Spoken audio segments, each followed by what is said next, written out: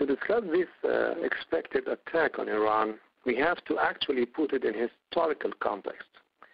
It all, as you will know, started with 9/11 and the subsequent launching by the Bush Zionist-driven new conservative administration of a worldwide plan to strike specific and already predetermined strategic targets in the Muslim world. Those targets were simply nations that either represented a direct threat to Israel, in other words, were on Israel's hit list, or enjoyed rich resources of oil and natural gas that needed to be secured and usurped by the U.S.-NATO new imperialist order. The U.S.-Israel NATO military coalition is again lying to the world, but this time they are lying about Iraq. The problem here lies in people buying that lie one more time after what happened in Vietnam, Iraq, Afghanistan, and now Pakistan and Libya. The problem lies in the hypnotized populace by the fake Zionist-controlled mainstream media. It lies in the huddled masses around the world who, through their subscription and silent acquiescence to this immoral piecemeal World War III, known as the War on Terrorism, somehow have granted it legitimacy. The problem lies in the people's submission to the people in power and their flagrant abuse of that power. The problem lies not in this chain of American NATO-Israel command, but it lies in the chain of obedience by the peoples.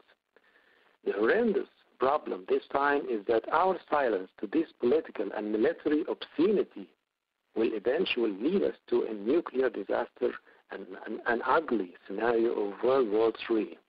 So I call upon the free people all over the world to act now and say no to this madness.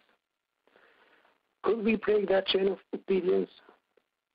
And how could we break that chain of obedience? Well, if we took a look around us, we will not find it hard to discern that this is really happening right now. History is taking a dramatic turn, not only in the Arab world, the so-called Arab Spring, but all over the world. When you see spontaneous social protest erupting from Egypt to Tel Aviv to Wall Street, it's a clear sign that something is happening globally that needs defining. Bob Gilding, the Australian environmentalist and author of the book, The Great Disruption, argues that these demonstrations are a sign that the current growth-obsessed capitalist system is reaching its financial and ecological limits. In other words, the Western system of economic growth, of ineffective democracy, of new colonial invasions, that system is eating itself alive. Occupy Wall Street is like the kid in the fairy story, saying what everyone knows, but is afraid to say the system is broken. Yesterday, and I believe Press TV has reported it, American protesters of the Occupy Boston movement took to the street and headed to Israeli consulates and managed actually to get inside and hold a sit-in and loudly and fearlessly denounced the Israeli war crimes in Palestine and the inhumane blockade on Gaza. What does that tell us? The chain of obedience is breaking, and on American soil. But this time they will not be able to frame Al-Qaeda for it. This old game is not functioning anymore.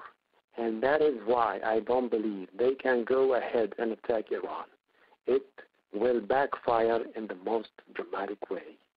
In the last weeks, we witnessed repeated clashes between Hamas and Israel, and the Palestinian resistance had to fire rockets towards Israel.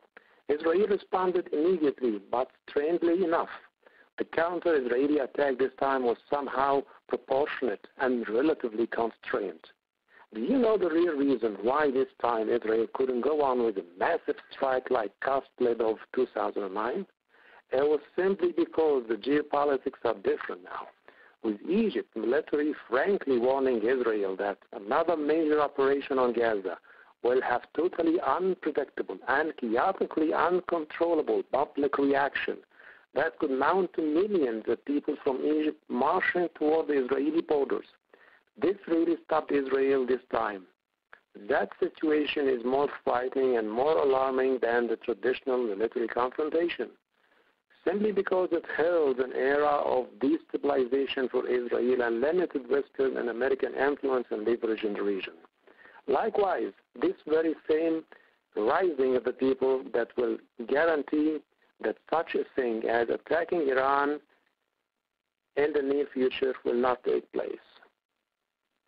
Isn't 1.5 million innocents killed in Iraq enough of a crime? Isn't what happened in Iraq a crime enough to urge the people of the so-called free world break loose of this shameful chain of obedience and acquiescence to the Israeli-American obscenity?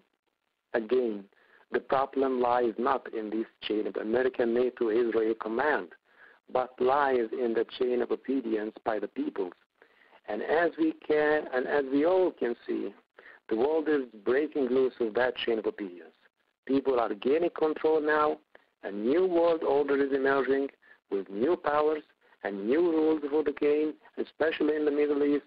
So this Israeli bluff to hit Iran may be the last political stunt and the last hand to be played out in this old game of divide and conquer.